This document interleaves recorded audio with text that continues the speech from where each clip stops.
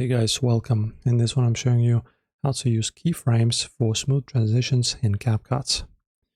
So guys, you need to move your timeline playhead, which is the vertical line, this one right here, to the exact frame where you want the transition movement to start. So I'm just going to place it here, doesn't matter where, and then you add a keyframe. So if you're on desktop, look at the top right inspector panel under video. You just need to click on the video. Let's go to basic. Make sure you're here. And then just click this little diamond right here. It has to be next to transform. Right here, click it. And as you can see, this is our first keyframe. As you can see, if you want, you can right click the keyframe to create variable speed animations. After that, guys, move your playhead toward on the timeline to where you want the transition to end. Just move this, say here, and then obviously you put another diamond right here.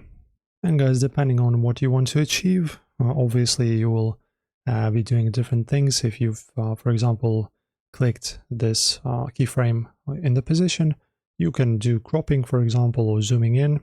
If you clicked it next to, say, rotate, right, you will be able to rotate the video in a particular section.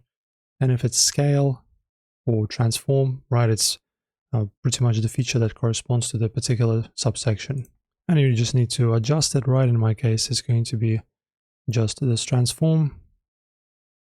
So you just choose how much you want to rotate or reposition. And then you go back into the first keyframe in Canva. And if you play it right after the first keyframe, you will see that your effect is now being applied. That is it. Enjoy, guys. If this helped, subscribe as well.